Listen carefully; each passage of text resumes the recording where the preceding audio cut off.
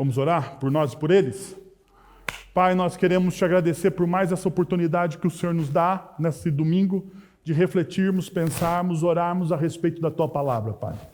Nós queremos te pedir que em nome de Jesus o Senhor abençoe a vida das nossas crianças, derramando da Tua graça, misericórdia, do Teu poder e elas possam compreender o Teu Evangelho, Deus, desde a tenridade, para crescerem apaixonadas e transformadas pelo Teu Santo Espírito, Senhor. Também queremos te pedir agora por nós, que vamos refletir na Tua palavra, compreender a Tua vontade, que o Senhor faça essa palavra entrar nos nossos corações, ó Deus, e sermos transformados por ela. É isso que nós te pedimos, em nome de Jesus. Amém. Como vocês sabem, nós estamos caminhando para o final da parte mais prática do texto de Efésios, né? E nós temos estudado Efésios sobre esse tema, unindo todas as coisas, porque Paulo, na sua carta aos Efésios, e aqui é óbvio, né? Ele escreve, ele coloca essa tese, que Cristo é a convergência de todas as coisas. Em Cristo todas as coisas convergem. Em Cristo todas as coisas são criadas, ou melhor, em Cristo todas as coisas são recriadas, são redimidas, redimensionadas, renovadas, restauradas.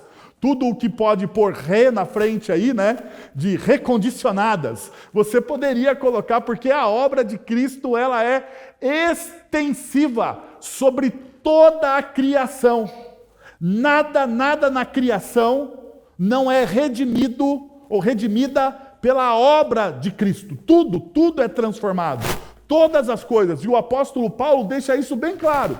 Todas as coisas visíveis e invisíveis em Cristo Jesus são redimidas, transformadas. Então, por isso que Paulo ele tem essa cosmovisão tão consolidada de que Cristo é a convergência de todas as coisas. E como nós sabemos que Cristo é a convergência de todas as coisas, os nossos relacionamentos não poderiam ficar de fora dessa renovação, dessa transformação, desta redenção. Sendo assim, nós entramos no capítulo 5, discutindo Efésios capítulo 5, versos 18 a 21, e o nosso tema, a nossa tese foi que os relacionamentos maduros e saudáveis têm como fonte o Espírito Santo.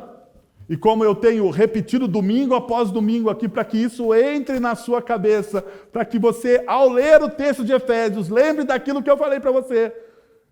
Paulo nos convida a não fugirmos, não fuja, nem crie atalhos, em vez disso, seja cheio do Espírito Santo. Verso de número 18, Paulo vai dizer, não embriaguem-se com vinho, não encham a sua cabeça com o vinho, mas encham-se do Espírito Santo. E é lógico, Paulo não é contra o vinho, pelo contrário. Em Timóteo, né, em outras cartas, Paulo fala que você até deveria tomar um pouquinho de vinho. No entanto, Paulo é contra o vinho como uma fuga da realidade, como uma fuga das responsabilidades. E aqui está o problema, né? Muitas vezes nós temos as fugas. No tempo de Paulo, talvez seria o vinho, no nosso tempo pode ser o celular e qualquer outro prazer. Qualquer outra coisa que faça com que a gente não encare a realidade como ela deve ser encarada. Com responsabilidade. Então Paulo fala, em Efésios capítulo 5, ao começar a falar sobre relacionamentos, ele diz, olha, a primeira coisa que você precisa saber é o seguinte, que você não deve fugir dos problemas. Se você deseja ter relacionamentos maduros, saudáveis, você não deve fugir dos problemas, você deve enfrentá-los. Para enfrentar esses problemas, você precisa estar cheio do Espírito Santo.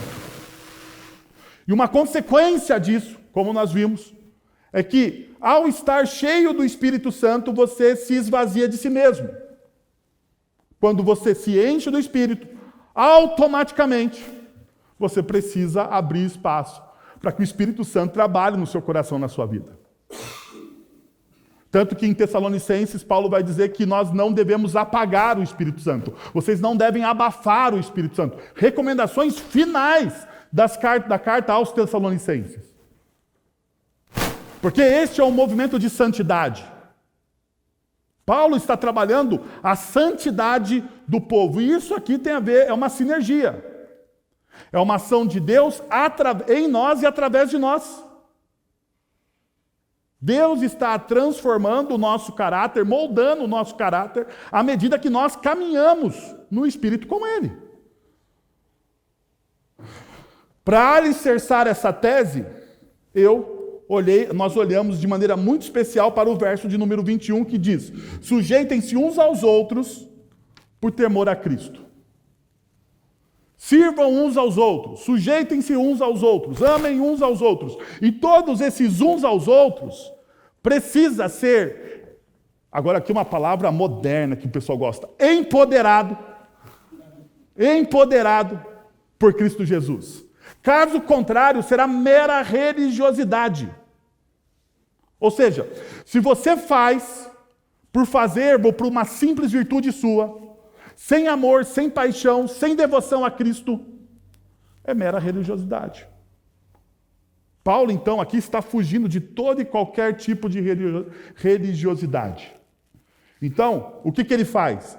Ele alicerça esses dois princípios no início do texto, que ele vai trabalhar relacionamentos, e ele vai dizer o seguinte: a partir de agora, nós vamos falar, então, sobre relacionamentos. Então, ele vai falar sobre esposas, sobre maridos, mas todo sobre o prisma de quê? De que você se submete, você serve através do poder de Cristo Jesus. Semana passada nós falamos sobre vocação, porque os pais pediram para que os filhos ouvissem. Hoje pela manhã tinha jovem aqui, muitos jovens, né? Muitos jovens, né? Então, os pais fizeram a lição de casa e trouxeram os jovens para a igreja pela manhã, tá bom? E agora, à noite, nós vamos trabalhar o segundo ponto, pais. Então, o nosso trabalho hoje é sobre os pais. Mas antes, deixa eu relembrar rapidamente o que nós vimos pela manhã. Quando nós trabalhamos os versos de 1 a 3 do texto de Efésios, nós vimos 3 pontos. Primeiro, o que os filhos deveriam fazer? Como que os filhos honram o seu pai e sua mãe? Como os filhos obedecem o seu pai? Como os filhos, através do relacionamento com o seu pai e sua mãe, glorificam a Deus? Primeiro, treinando o seu coração na humildade. E a gente viu, e a gente percebeu que os jovens, ou os nossos filhos, precisam obedecer. E esse obedecer significa ouvir, deixar-se orientar e submeter aos seus pais. Lembrando que tudo isso é feito no Senhor, ou seja, em consonância à vontade de Deus. Uma segunda coisa que nós vimos é que se você deseja crescer, se você quer crescer, seja fiel no pouco. E o texto bíblico diz: pois isto é justo. E a ideia de justo aqui é aquilo que está em consonância à vontade de Deus. Ou seja, você obedecer os seus pais é a vontade de Deus. E isso treina o nosso coração para o crescimento. Por quê? Porque quando você deseja fazer grandes coisas, você deve começar pelo pouco. Como que eu treino o meu coração à obediência? Ouvindo os meus pais.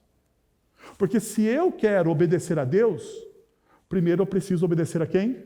A quem eu vejo, a quem eu percebo, aos meus pais. Terceiro, nós vimos: quer prosperar, confie, entregue-se. E daí nós vemos duas promessas. Para que tudo te corra bem, ou seja, honra o teu pai e tua mãe, para que tudo te corra bem e tenhas longa vida sobre a face da terra. Duas coisas que Paulo coloca de maneira enfática aqui ao final do texto. Você será abençoado, e lembrando que não é a bênção que a gente quer, é a bênção que a gente precisa. Deus não trabalha com os nossos desejos, Deus trabalha com as nossas necessidades. Deus é um pai maravilhoso. E por ser um bom pai e um pai maravilhoso, ele dá exatamente a medida daquilo que nós precisamos, e não a medida daquilo que desejamos. Porque, segundo o texto bíblico, os nossos desejos podem ser um laço para o nosso coração. Pode ser uma pedra de tropeço para a nossa caminhada. Então, Deus nos livra dos nossos maus desejos e dá exatamente aquilo que eu preciso. Sendo assim, Deus me abençoa, não com a minha prosperidade ou com a minha perspectiva de prosperidade, mas com a prosperidade dele. Em segundo lugar, nós vemos segurança, porque o texto diz que tenhas longa vida sobre a terra. Ou seja, Deus vai cuidar de todos os detalhes nas nossas vidas. Isso significa que quando nós nos tornamos obedientes, nós experimentamos o quê? A boa, perfeita e agradável vontade de Deus. A boa, perfeita e agradável vontade de Deus tem a ver com esses dois prismas aqui que nós trabalhamos. Então, se você deseja se aprofundar no que nós falamos pela manhã, o que você faz? Vai nas nossas redes sociais, clica lá no vídeo ou no podcast e você vai ouvir o que a gente pregou pela manhã, ok? Mas hoje, agora à noite, a gente vai continuar o texto. E nós temos apenas um versículo para discutir nessa noite, o versículo de número 4.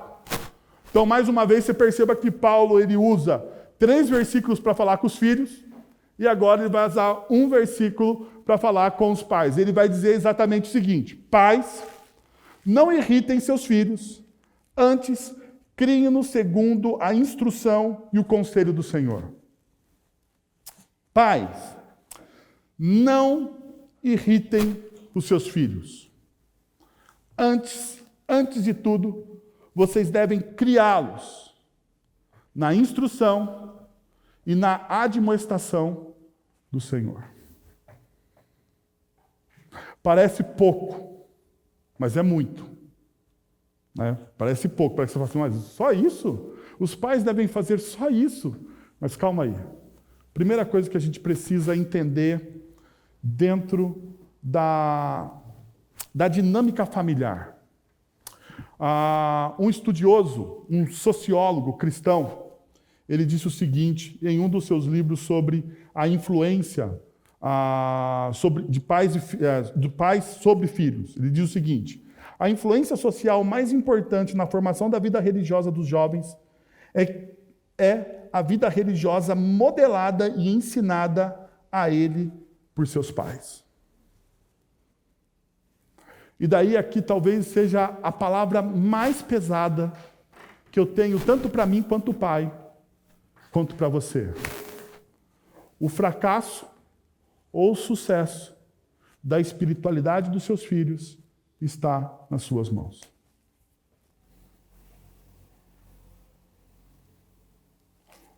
O fracasso ou o sucesso da espiritualidade do seu filho faz parte da sua responsabilidade enquanto pai. Não quer dizer que se você for um excelente pai, o seu filho não se desviará, porque algumas coisas pertencem ao Senhor. O que eu estou dizendo é que assim como na santidade nós temos participação na obra que Deus está fazendo nas nossas vidas, na criação dos nossos filhos, nós temos participação naquilo que Deus está fazendo na vida deles. Então, todas as crianças que são confiadas a nós, daí eu dou uma amplificada aqui. Porque toda vez que nós batizamos uma criança na nossa comunidade, não sei se vocês se lembram, mas toda vez que nós batizamos uma criança na nossa comunidade, eu digo, primeiro, Deus não chama indivíduos, Deus chama o quê? Uma família, um povo.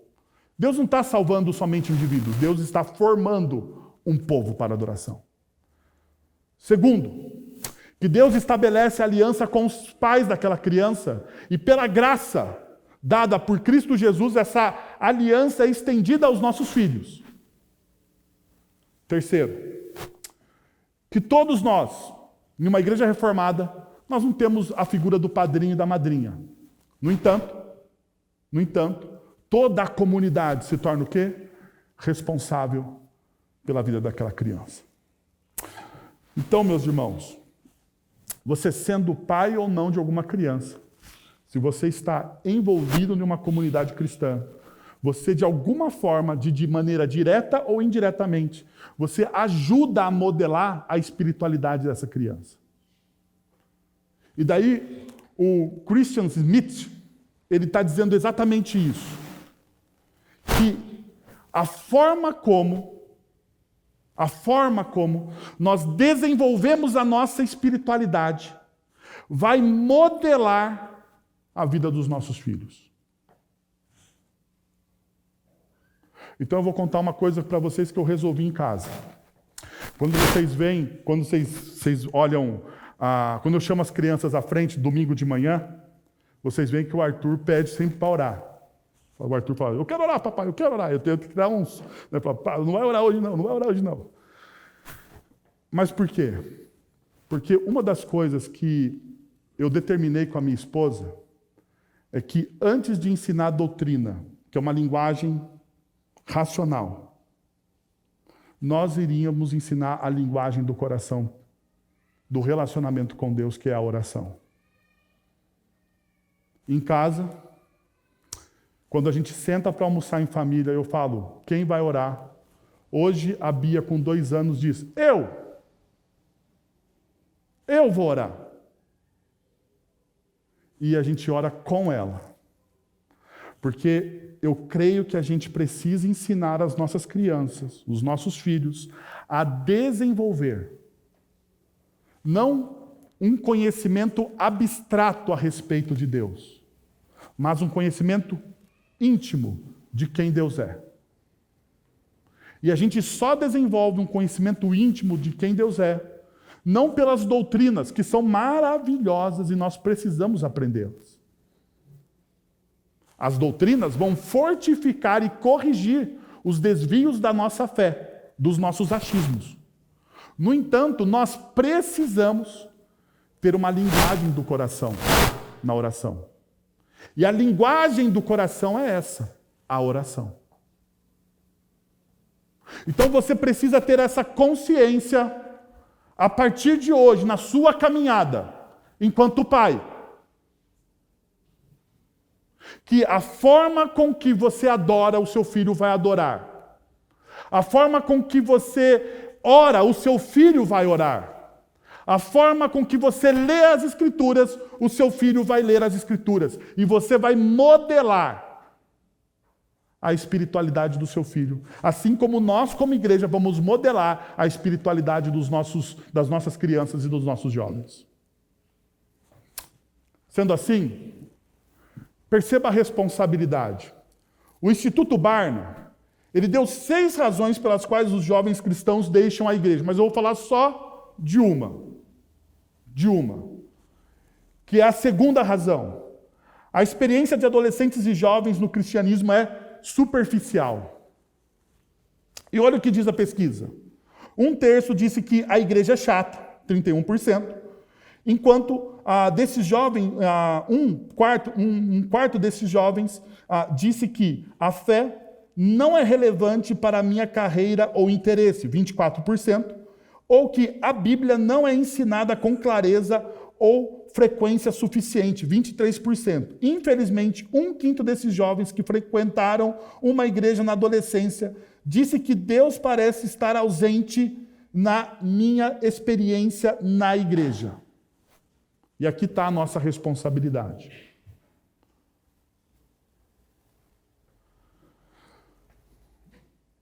A cada 10 jovens que entram na universidade,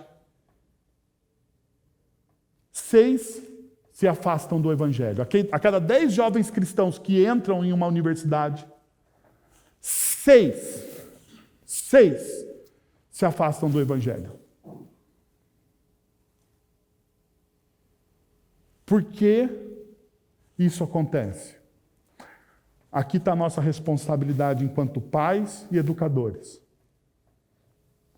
Quando eles dizem, não entendo o Evangelho com clareza, nossa responsabilidade. Quando eles dizem, a igreja parece um lugar chato, nossa responsabilidade. Mas a igreja tem que se amoldar à cultura de maneira nenhuma. Mas a igreja, a comunidade precisa fazer o quê? Sentido àquelas pessoas. Nós não precisamos vestir a roupa da moda para fazermos sentido. Não precisamos. Mas nós precisamos fazer sentido. Quando um jovem uma criança olha para a nossa prática, e aqui está a questão da ausência de Deus. Quando um jovem ou uma criança olha para o nosso discurso, mas não vê o nosso discurso em consonância com a nossa prática, parece que Deus está ausente das coisas. Parece que nós adoramos e falamos sobre alguém que é meio displicente, sabe? Porque, afinal de contas, ele não toma conta da sua própria igreja. E, mais uma vez, a responsabilidade recai sobre quem? Sobre nós. Então, nós precisamos olhar para isso. E, com muita reverência, temor e tremor, eu queria dar 2 caminhos para a gente trilhar nessa noite. Enquanto pais, educadores, responsáveis, membros de uma comunidade. Primeiro, veja, transforme-se em um mentor, não em alguém que desencoraja. Transforme-se em um mentor. Pais, não irritem seus filhos. É interessante que Paulo ele repete esse mesmo conselho aos Colossenses. Colossenses capítulo 3, verso de número 21. Pais, não irritei os vossos filhos, para que não fiquem desanimados. Perceba, existe aqui uma consonância. Parece que Colossenses é uma carta irmã da igreja, da carta aos Efésios. Mas 2 coisas precisam ser entendidas nesse irritem. Primeiro, a ideia de irritem aqui, não os amargurem. A ideia de irritar é, pais, não provoquem amargura no coração dos seus filhos. Segunda possibilidade é, pais, não deixe o coração dos seus filhos com uma disposição de ânimo irado. Qual é a consequência disso? Dessa amargura e desse ânimo irado? Perceba, Colossenses nos dá a resposta para que não fiquem desanimados. Pais, não irritem os seus filhos, para que não fiquem o quê? Desanimados. Paulo, ele coloca a responsabilidade nos pais, nos educadores, nos líderes. E se os nossos jovens estão desanimados, talvez seja o momento da gente olhar para aquilo que nós estamos fazendo. Fazer um momento de autoexame como igreja. Será que a nossa pregação, a nossa forma, não a nossa essência, porque a nossa essência está na palavra de Deus, e a nossa essência não deve mudar em nenhum, a nossa doutrina não deve mudar em nenhum centímetro, nem à direita nem à esquerda. No entanto, a forma é mutável. Mas vale-se então a pergunta: qual é esse tipo de amargura que cria o desânimo? Deixa eu dar algumas dicas aqui para vocês. Primeiro, não considerar a idade e a maturidade da criança ou do jovem. Quando a gente menospreza a idade e a maturidade deles, isso os irrita.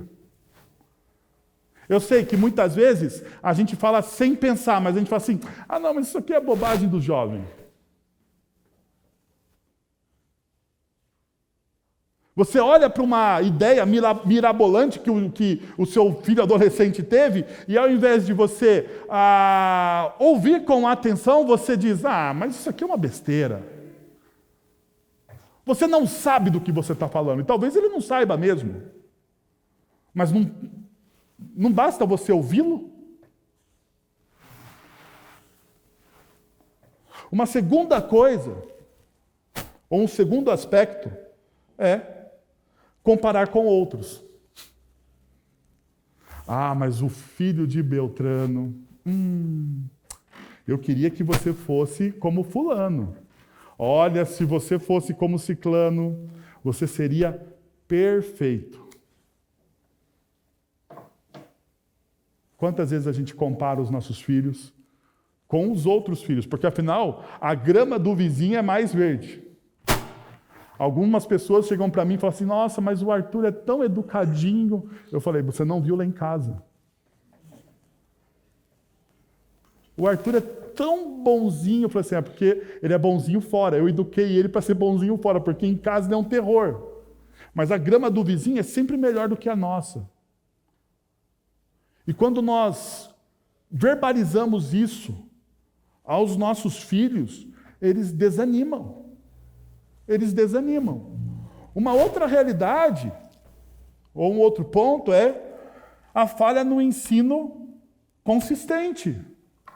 Muitas vezes nós não temos paciência para ensinar os nossos filhos. Nós terceirizamos as responsabilidades que são nossas.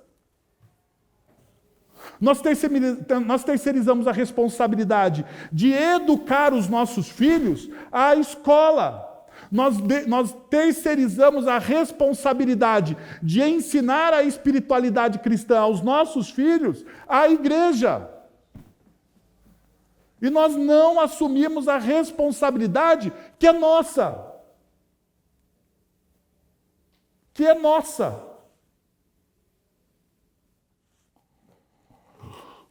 Uma outra coisa é que falhar em expressar aprovação e amor. A gente tem dificuldade em elogiar, às vezes. A gente tem dificuldade em dizer eu te amo. A gente falha nisso. Ora, se nós estamos modelando os nossos filhos, nós precisamos elogiar os nossos filhos, os nossos jovens, as nossas crianças, quando eles acertam. Ainda, impor disciplina sem motivo justificável. Quando você disciplina o seu filho e ele não sabe por que está sendo disciplinado. Ou se aquela disciplina geralmente, ela realmente se justifica. Você está só disciplinando ele porque você ficou irritado.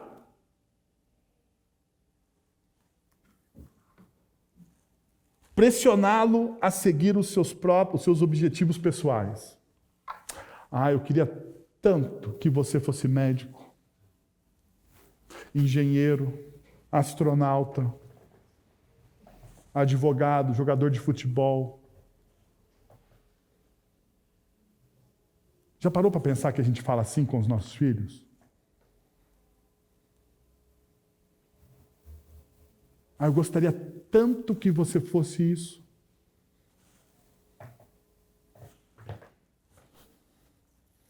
Ao invés de você incentivar que ele seja a melhor versão dele mesmo. Você quer que ele seja a melhor versão de que você não foi. Você fracassou na sua perspectiva e você quer impor ao seu filho aquilo que você não fez na vida. Na verdade, você está oprimindo ele. Por último, eu gostaria de te levar uma reflexão que eu fiz enquanto eu pensava sobre esses aspectos enquanto pai. Quantas vezes, como pai, minhas atitudes se assemelham às de um mestre fariseu, impondo demandas além dos ensinamentos da palavra de Deus? Você parou para pensar nisso? E quantas vezes eu me assemelho muito mais a um fariseu que tenta assustar a pessoa ao invés de provocar. Lembra que a gente faz isso. Olha só, não faz isso porque papai do céu não gosta.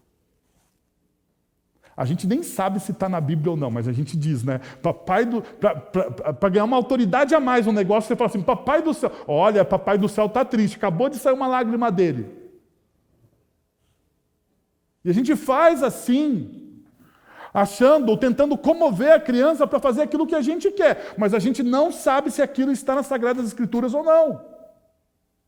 A gente coloca um peso que nem Deus coloca sobre nós. E nós nos tornamos então o quê? Mestres fariseus. E daí nós precisamos lembrar de Mateus capítulo 23, verso de número 4, quando Jesus diz: eles atam fardos pesados e os colocam sobre os ombros dos homens, mas eles mesmos não estão dispostos a levantar um só dedo para movê-los.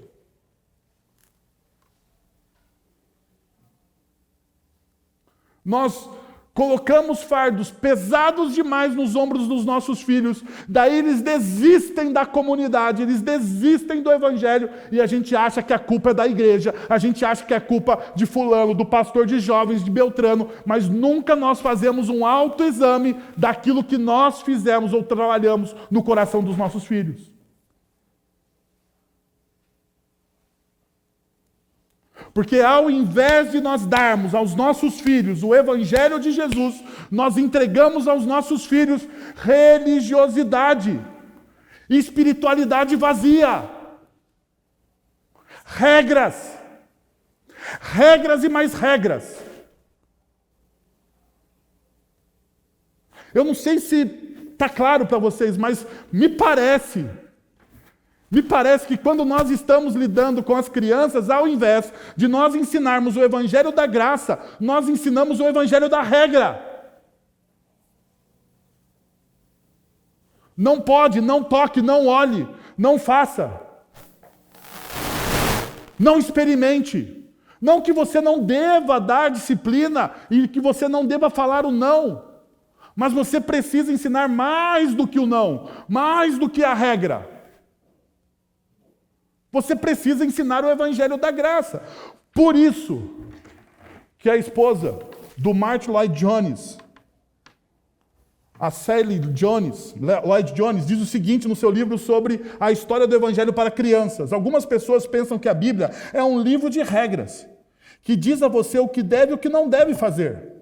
A Bíblia certamente tem algumas regras.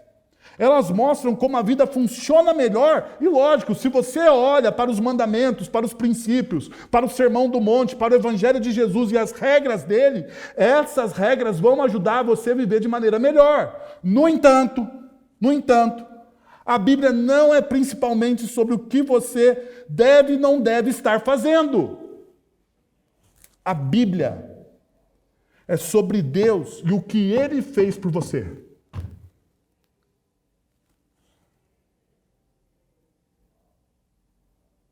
A pergunta é: que tipo de evangelho nós estamos entregando aos nossos filhos? Que tipo de evangelho nós estamos dando aos nossos filhos? O evangelho das regras? Ou o evangelho muito maior? O evangelho da história de Deus, daquilo que Deus fez na cruz do Calvário por nós como seu povo, por Ele como aquela pessoa, como indivíduo?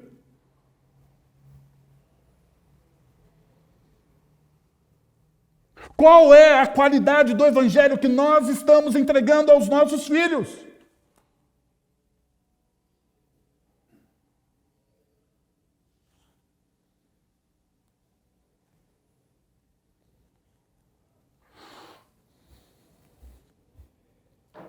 A qualidade do evangelho que nós estamos entregando aos nossos filhos vai determinar se nós vamos animá-los ou desanimá-los na caminhada do evangelho. Então, você é chamado para ser mentor do seu filho.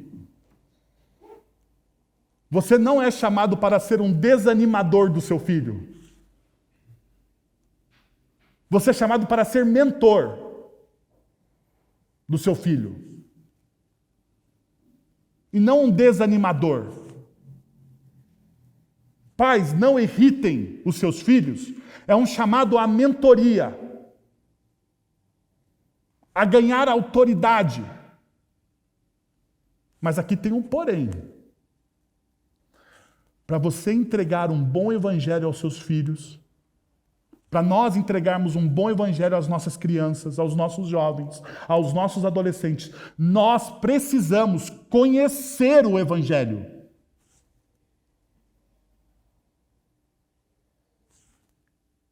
Nós precisamos conhecer de maneira profunda o Evangelho. Porque, mais uma vez, se nós não conhecermos o Evangelho, nós vamos entregar os nossos achismos, as nossas regras, que são muito mais humanas do que graça.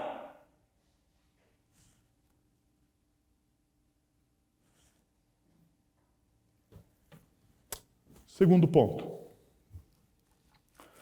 Pais são chamados a desempenhar 3 papéis. Então, se você deseja ser um mentor do seu filho, se você deseja ser um mentor das nossas crianças, dos nossos jovens e dos nossos adolescentes, deixa eu falar para você. O texto bíblico de Efésios me chama a desempenhar 3 papéis. Quais são esses papéis? Criar, disciplinar e instruir. Olha o que o texto bíblico diz. Antes, criem segundo a instrução e o conselho do Senhor. A revista atualizada, a Almeida Revista Atualizada, diz assim: mas cria-os na disciplina e na admoestação do Senhor. Então você percebe que ambas as traduções, apesar de pequenas divergências, eles colocam os verbos numa intencionalidade daquilo que você deve fazer pelo seu filho. Primeiro, você deve criá-lo. E a ideia de criar aqui, a palavra criar aqui, não faz justiça à noção expressa pelo verbo. Paulo usa este verbo em Efésios capítulo 5, verso de número 29, no sentido de prover, alimentar, nutrir. Você deve prover, alimentar e nutrir o seu filho. E aqui são todos os aspectos. Todos os aspectos. Você deve prover, alimentar e nutrir o seu filho emocionalmente, espiritualmente, fisicamente, financeiramente. Nós devemos apoiá-los em todas as esferas para o seu crescimento. Nós devemos, então, também, diz o texto bíblico, instruí-los. Instruí-los. Carrega a ideia de ensino, aconselhamento, advertência ou aviso. E talvez instrução verbal. Aqui está uma das coisas mais difíceis. Porque talvez, quando a gente fala de criá-los, a gente fala de nutrir, a gente está falando de coisas que talvez a gente faça. Mas aqui, instrução tem a ver com aquilo que, com o tempo, que é o bem mais precioso que nós temos. Que é o bem que o tempo que eu tenho é meu, eu não consigo transferi-lo a ninguém. Eu não consigo pegar alguns anos de vida meu e dar ao meu filho, não consigo dar à minha esposa e a ninguém da comunidade. Esse tempo que eu tenho é reservado somente a mim. Eu não dou a mais ninguém. Então eu preciso saber muito bem como fazer o quê? Como investir o meu tempo. Como investir o meu tempo. Então, muitas vezes, nós investimos o nosso tempo para quê? Para dar coisas boas aos nossos filhos, trabalhando demais. E trabalhamos, e trabalhamos, e trabalhamos, e trabalhamos, e trabalhamos, e damos, e damos, e damos, e compramos, e compramos, e compramos, e damos o melhor colégio, nós damos as melhores viagens, nós damos as férias boas, nós damos os melhores brinquedos, nós damos os melhores, os melhores, os melhores, no entanto, nós esquecemos do principal. Instruí-los. E instruir alguém demanda o quê? Tempo. Tempo.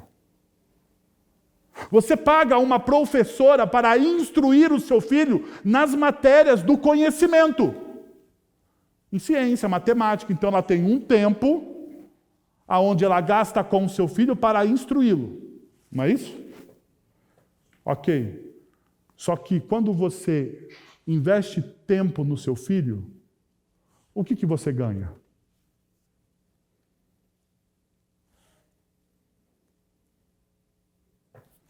Na lógica da nossa cultura, o que você ganha?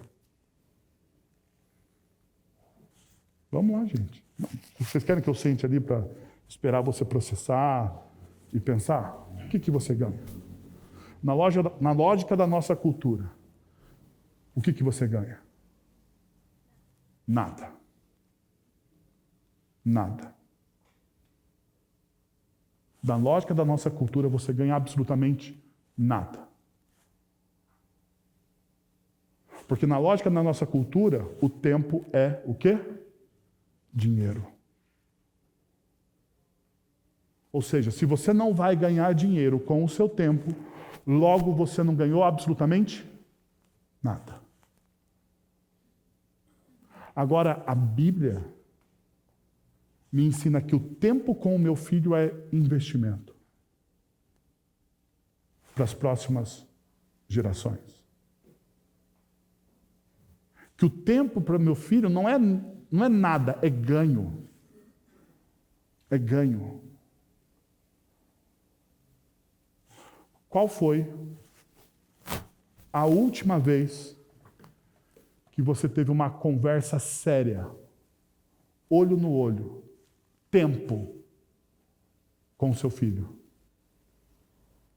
Qual foi a última vez que você perguntou quais são os sentimentos que passam no coração dele? Qual foi a última vez que você perguntou para ele quais são os medos que ele tem? Filho, você tem medo do quê?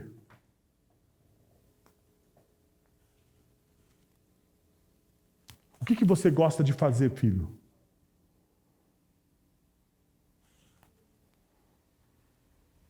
Para que time que você torce? Qual é a sua comida preferida? Qual o seu doce preferido? Qual o seu herói preferido? Qual o seu youtuber preferido? Porque hoje é assim.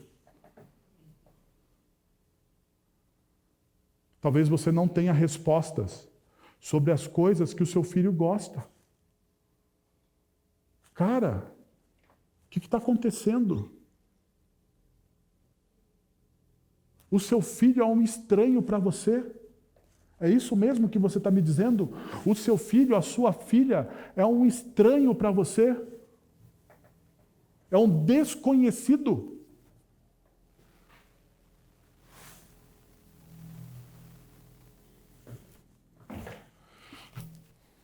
Por último, Paulo diz que nós devemos discipliná-los.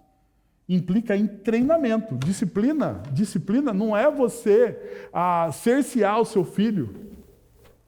Não, mas significa que disciplina significa que você vai treinar o seu filho. Incluindo medidas punitivas, lógico, porque disciplina tem medidas punitivas. Essa mesma palavra é empregada em Hebreus capítulo 12 para descrever a correção exercida pelo Pai Celestial sobre nós, tendo como objetivo o nosso aprimoramento. Disciplina não é para você descontar a sua raiva sobre o seu filho, a sua falta de paciência, a importunação que ele fez com você. Disciplina é para você aprimorar o caráter do seu filho, lapidar o caráter do seu filho, treinar o caráter do seu filho. É assim que a disciplina cristã deve agir. Por quê? Porque é assim que Deus age com a gente. Deus nos disciplina para que possamos crescer, para que possamos melhorar. Deus nos disciplina por amor e não por raiva. Ou seja, Deus não nos disciplina porque nós somos maus meninos, fizemos coisas erradas. Deus nos disciplina para que cresçamos, para que abandonemos os nossos vícios, para que santifiquemos o nosso coração. Por isso que Deus nos disciplina. Então essa disciplina é por amor. O amor está no começo, no meio e no fim de toda e qualquer boa disciplina.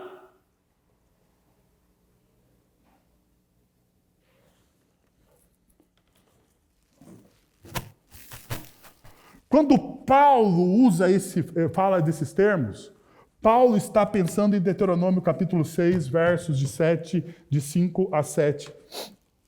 Quando diz: ame o Senhor, o seu Deus, de todo o seu coração, de toda a sua alma e de todas as suas forças. Que todas essas palavras que hoje lhe ordeno estejam em seu coração. E ensine-as com persistência aos seus filhos, conversando sobre elas quando estiver sentado em casa, quando estiver andando pelo caminho, quando se deitar e quando se levantar. Perceba o que o texto bíblico nos ensina. Ele diz: ame o Senhor, o seu Deus, de todo o seu coração. Como pai, é crucial que todas as áreas da minha vida sejam impregnadas pelo amor de Deus. Se eu desejo ser um bom mentor, se eu desejo ser um bom pai, se eu desejo influenciar positivamente os meus jovens, as minhas crianças, os meus adolescentes, seja eu pai ou um líder de jovem adolescente dentro de uma comunidade cristã, é crucial que todas as áreas da sua vida e da minha vida sejam impregnadas pelo amor de Deus. Encharcadas pelo amor de Deus.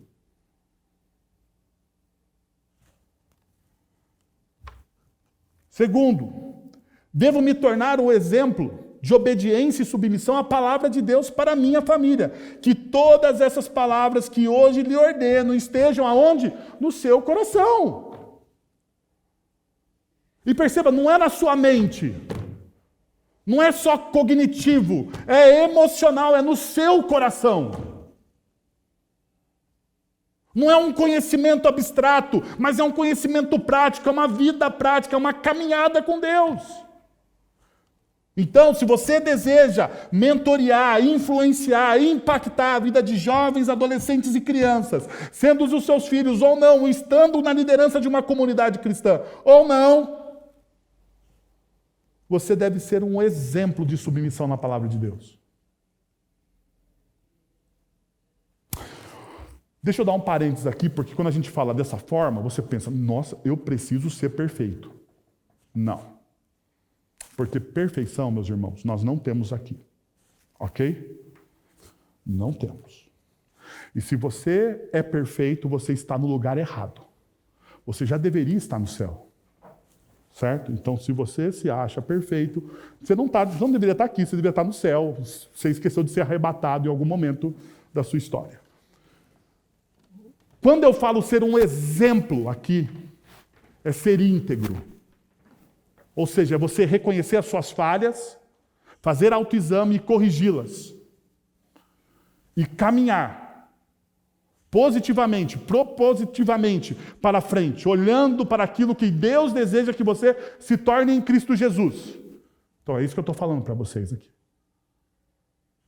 Terceiro.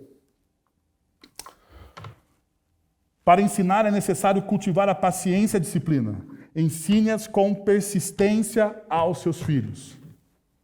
Ensine como? Persistência, constância, com paciência, porque você vai precisar repetir 280 vezes para o seu filho algumas coisas, e vai demorar 280 vezes, até mais, para ele entender aquilo que você está falando. Então você precisa ter o quê? Resiliência, você precisa ter constância. O segredo e o sucesso de qualquer projeto na sua vida chama-se constância. Constante. A vida não é uma maratona de 100 metros rasos. Ensinar e instruir, mentorear uma criança, abençoar a vida dos nossos jovens não é uma maratona dos 100 metros rasos. Não é uma corrida, desculpa, não é uma corrida dos 100 metros rasos, mas é uma maratona, ou seja, é longa. E para você vencer uma maratona, você não precisa de velocidade, você precisa do quê? Constância.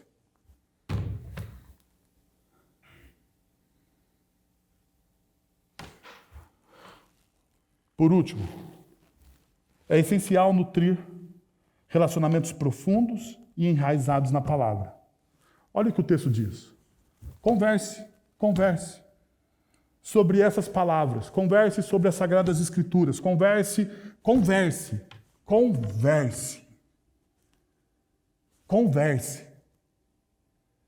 Sabe, você tem que tirar da mão do seu filho o bendito celular. Eu estou na campanha. Destruamos os celulares. Vamos começar a campanha.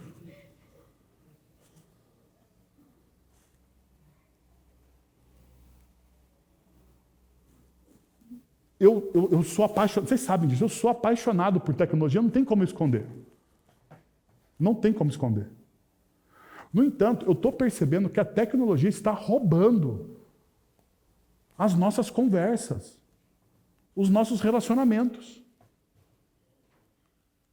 A tecnologia está nos tirando as nossas famílias. As pessoas sentam em uma mesa e, ao invés de conversarem, ficam olhando o bendito do celular.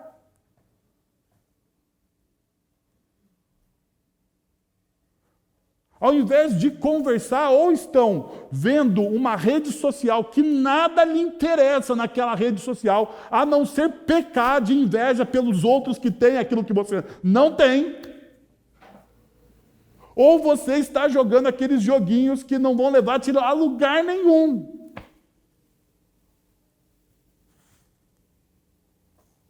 E está roubando de você a conversa. O texto bíblico diz: converse. O texto bíblico não está dizendo para você sentar em uma cadeira e dizer para o seu filho: filho, vamos agora estudar aqui o breve catecismo. O texto bíblico está dizendo para você sentar. E perceba que o texto bíblico diz: converse sobre elas quando estiver sentado em casa, quando estiver andando pelo caminho, quando se deitar e quando se levantar. É na dinâmica da vida. Na dinâmica da vida. Quando você olhar uma bela paisagem, você estiver com o seu filho, com o adolescente, com a pessoa que você cuida, você olha aquela paisagem e você fala assim: quem fez isso aqui? Quem fez isso? Quem criou essa coisa que nós estamos vendo? Cada animal. Cada pôr do sol. Quem fez esse pôr do sol?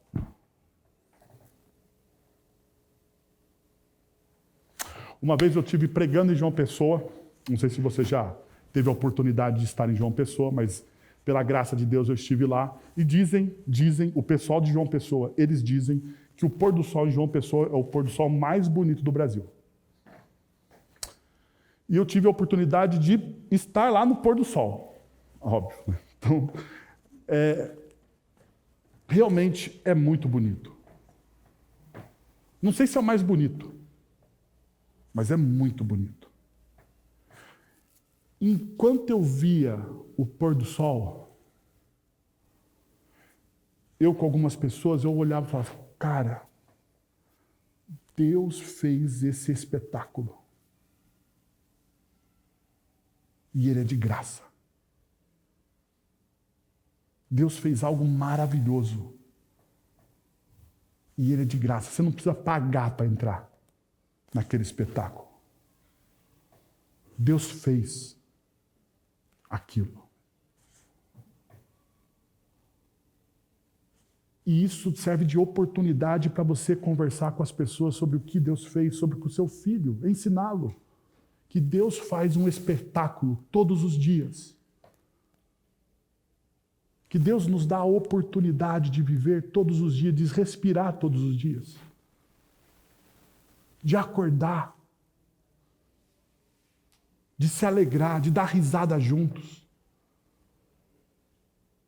Eu sou pai de 3 crianças. E não existe coisa mais gostosa do que a risada de um filho. É ou não é? Quem é pai sabe. Quem não é, e vai ser um dia, vai perceber isso. Não existe coisa mais gostosa do que a risada do seu filho. E não tem como você não agradecer a Deus pela risada do seu filho. É na dinâmica da vida que você conversa sobre espiritualidade com o seu filho. É assim. O seu relacionamento, mas você precisa conversar com ele. Agora, se o seu filho é um estranho para você, você não vai conseguir fazer isso. Sabe por quê? Hoje pela manhã, os jovens que estavam aqui, quase me pegaram ali no final do culto. Falaram: pastor, vem cá, eu queria bater um papo. Eu fui embora. Porque eu falei das sombras da geração deles. Mas uma das luzes dessa geração é que eles sabem quando a coisa é falsa. Eles sabem quando o movimento é artificial.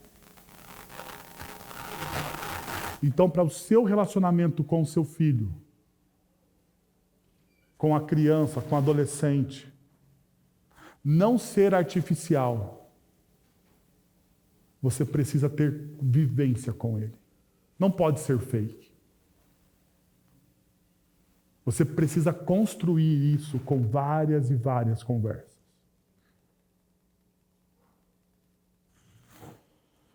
Quero convidar você,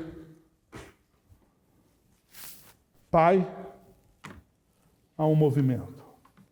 Pai e mãe. Pais, não busque apenas ser amigos de seus filhos. Transforme-se em mentores.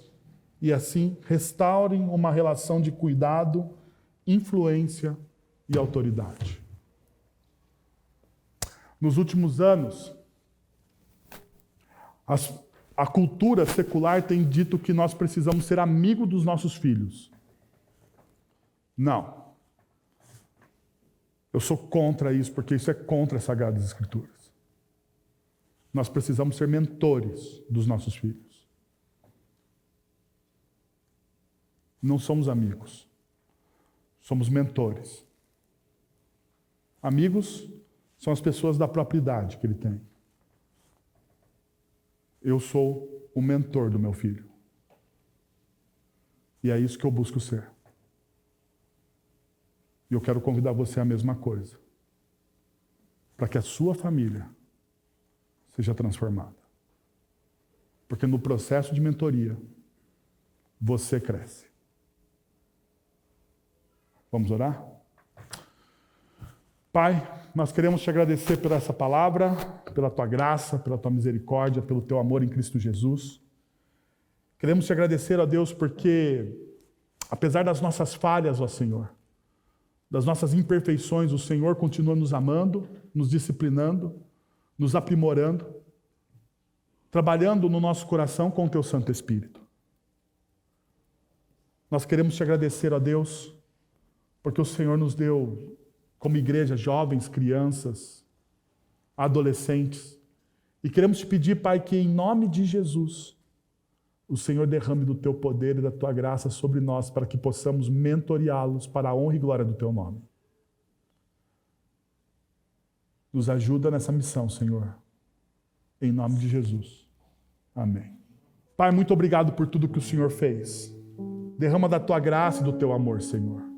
Agora, irmãos, que a graça de nosso Senhor e Salvador Jesus Cristo, o amor de nosso Deus e Pai, o conselho, o consolo, o poder e a ação poderosa do Santo Espírito de Deus esteja sobre vocês agora e pelos séculos dos séculos.